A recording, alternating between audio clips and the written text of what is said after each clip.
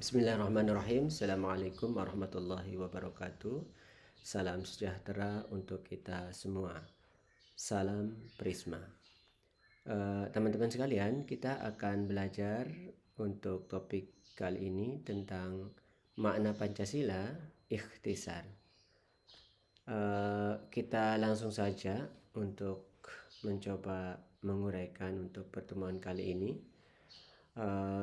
Sebagaimana yang kita sudah ketahui bersama tentunya ya, bahwa naskah Pancasila secara resmi ya ada tentu mulai dari sila pertama yakni ketuhanan yang Maha Esa, sila kedua kemanusiaan yang adil dan beradab, sila ketiga persatuan Indonesia, sila keempat kerakyatan yang dipimpin oleh hikmat kebijaksanaan dalam permusyawaratan perwakilan, dan sila kelima keadilan sosial bagi seluruh rakyat Indonesia.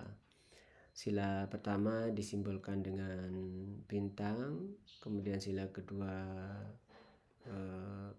rantai, sila ketiga pohon beringin, sila keempat kepala banteng, dan sila kelima padi dan kapas.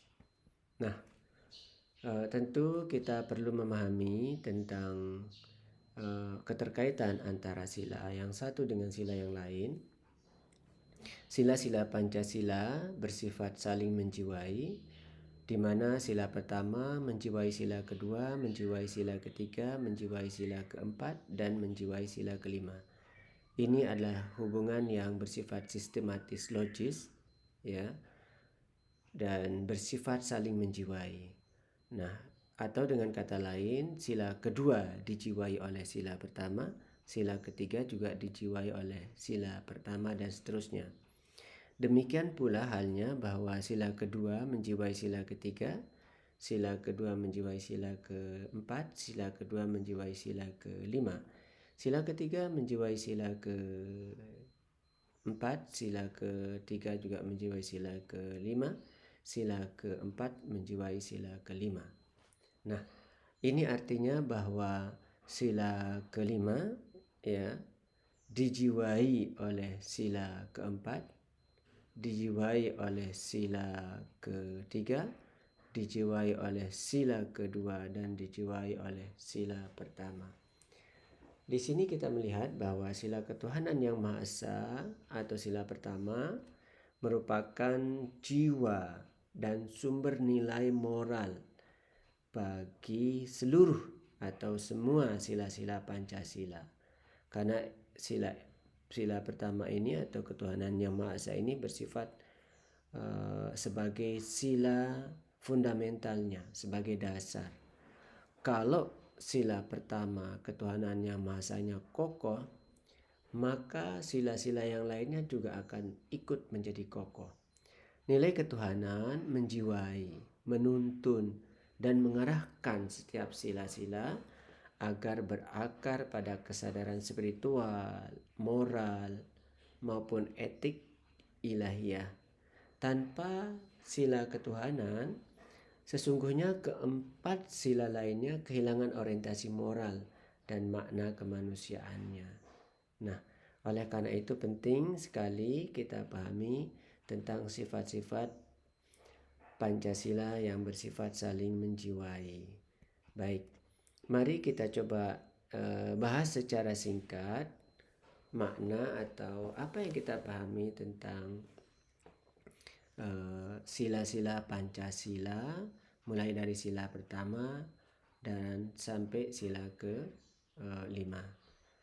Sila pertama, ketuhanan yang Maha Esa ini teman-teman sekalian, kalau kita melihat di sini ada sila ketuhanan, Tuhan. Apa itu Tuhan? Tuhan dapat dimaknai atau difahami sebagai prima causa, yang artinya sumber dari segala sesuatu itu ada, dari awal bermula hingga akhir. Dialah Tuhan. Nah, Tuhan ini bersifat yang Maha Esa. Esa artinya tunggal. Tunggal ini maknanya adalah Tuhan sebagai zat atau sifat yang sesungguhnya memiliki perbedaan dengan makhluknya, bahwa Tuhan tidak sama dengan makhluknya. Jadi Tuhan di sini adalah sesuatu yang ada di luar makhluk, atau yang difahami sebagai di luar makhluk. Dalam konsep agama dikenal dengan istilah laisa kamitslihi syai'un, atau tiada apapun yang menyerupai daripada Tuhan itu. Sehingga sila ketuhanan ini mengarahkan kita kepada konsep Tuhan, makna spiritualitas, sesuatu yang berada di luar diri manusia. Apakah nanti keyakinan terhadap sesuatu di luar diri manusia, atau zat yang bersifat esa tadi atau tunggal, ya, dan berbeda dengan makhluk tadi sebagai prima causa, diyakini sebagai prima causa, maka boleh jadi mungkin berupa seseorang mengikuti ajaran agama tertentu ataupun aliran kepercayaan tertentu. Nah, di sini dapat dipahami bahwa ketuhanan yang Maha Esa memberikan arahan kepada kita semua bahwa bangsa Indonesia berdasar pada prinsip ketuhanan, bukan semata pada prinsip satu agama, bukan negara agama. Baik, itu secara singkat. Kemudian yang kedua, kita akan lihat coba tentang kemanusiaan, bahwa konsekuensi logis dari keyakinan terhadap Tuhan atau penghargaan kepercayaan terhadap Tuhan, maka setiap manusia harus memiliki kesadaran moral tentang bagaimana mengakui keberadaan satu sama lain sebagai makhluk ciptaan Tuhan.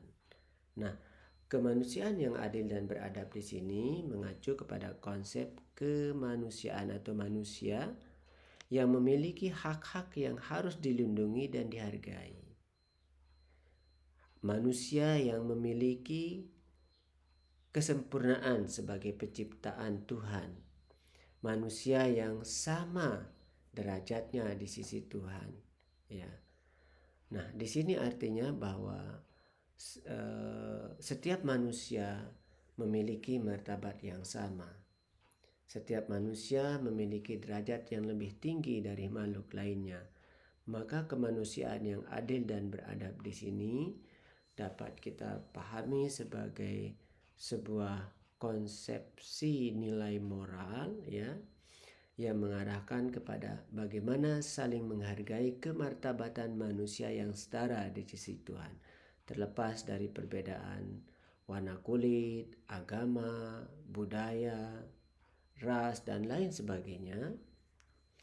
Maka setiap manusia wajib untuk saling menghargai kemanusiaan antar manusia yang satu dengan manusia yang lainnya.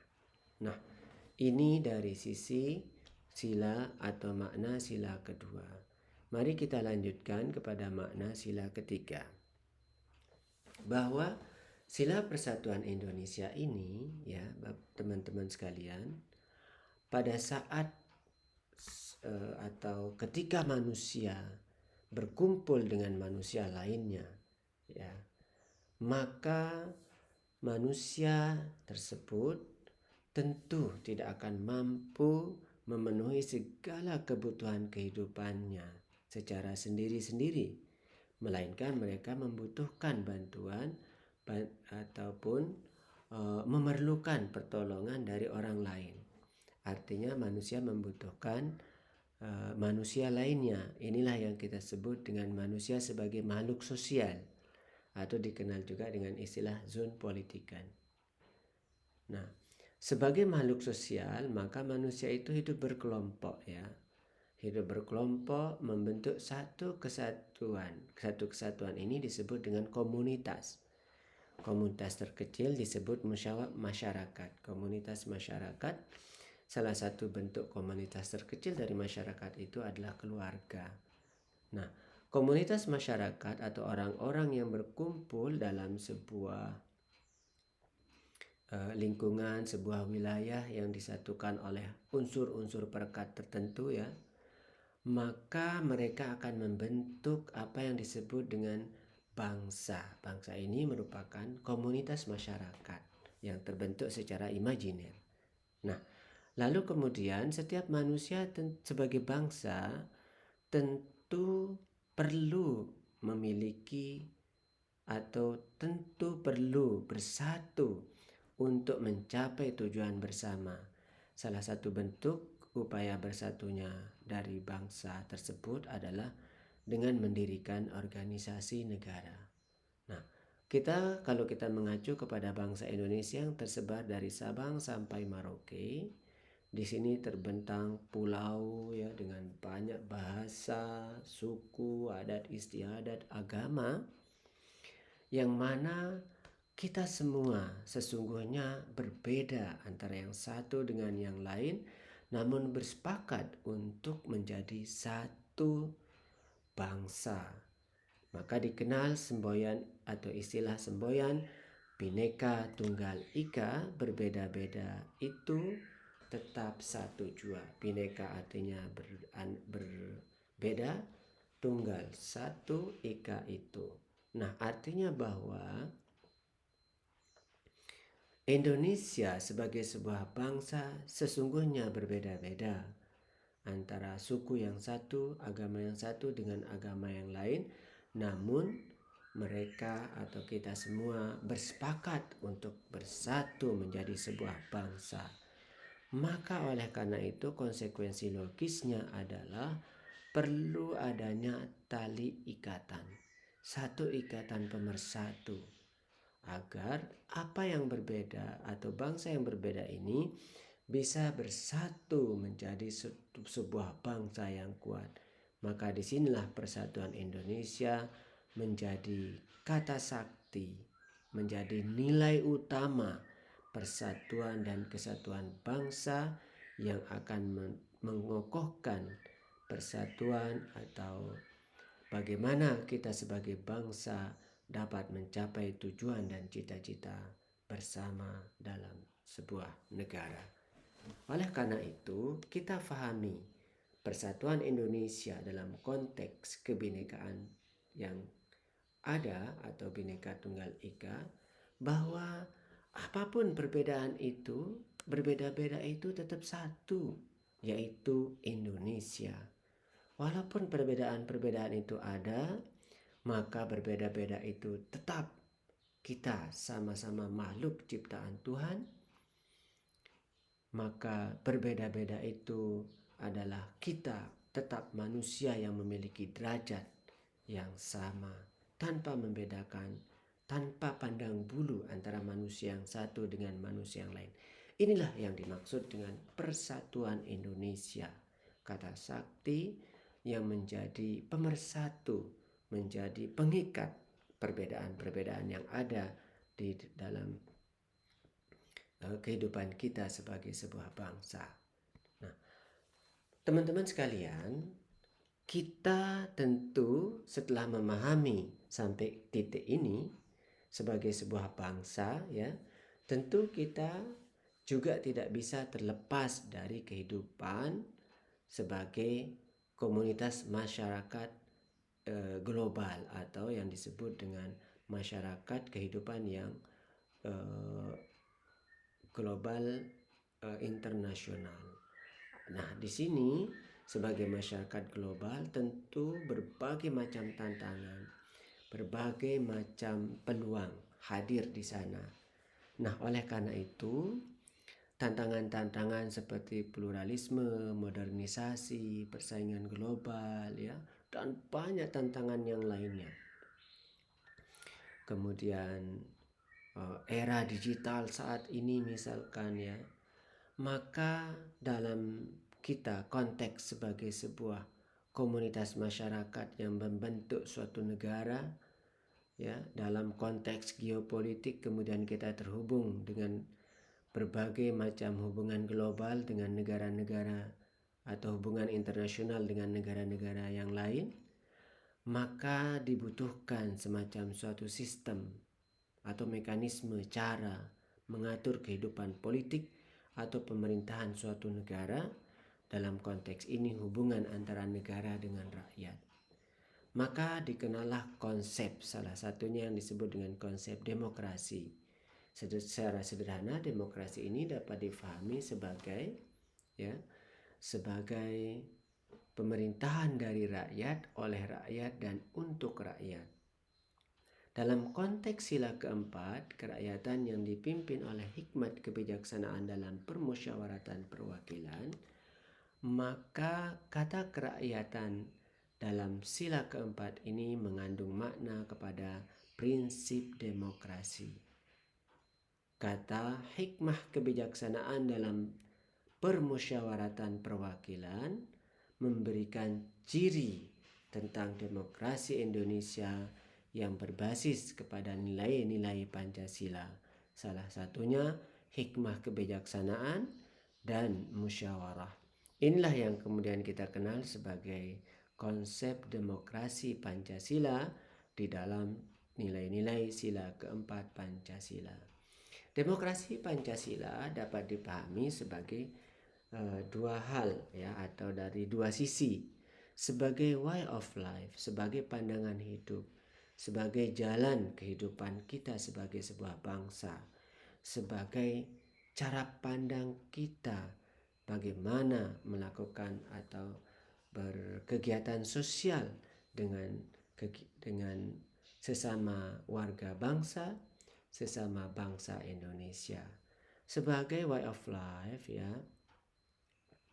tentu demokrasi Pancasila ini adalah menggunakan asas atau prinsip demokrasi permusyawaratan perwakilan, bukan demokrasi langsung. Maka di sini penting untuk kita pahami bahwa adanya DPR, adanya MPR, adanya DPD merupakan representasi dari permusyawaratan atau perwakilan rakyat dalam konteks pemerintahan negara. Artinya bahwa rakyat dalam hal mengelola negara, tentunya konteks demokrasi Pancasila, diwakilkan kepada wakil-wakil rakyatnya.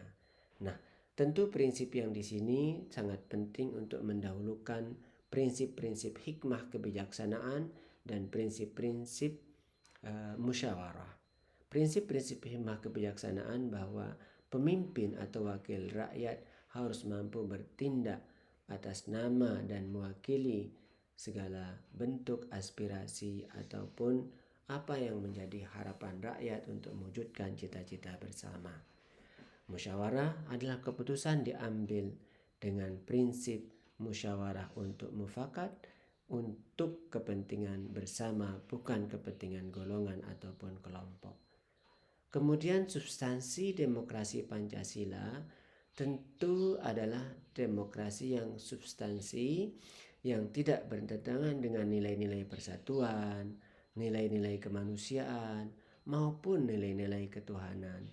Maka demokrasi yang substansi ini dapat dipahami sebagai demokrasi yang tidak bebas sebebas-bebasnya, bukan kebebasan tanpa batas Maka pergaulan bebas, aborsi, pelanggaran HAM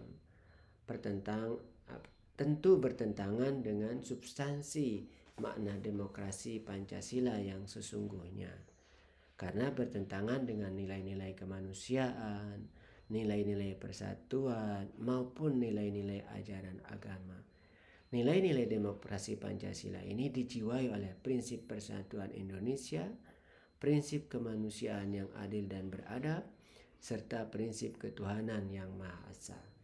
Baik, selanjutnya demokrasi Pancasila sebagai sistem politik kita dapat pahami sebagai suatu sistem politik yang melibatkan peran dan partisipasi aktif warga negara dalam penyelenggaraan negara.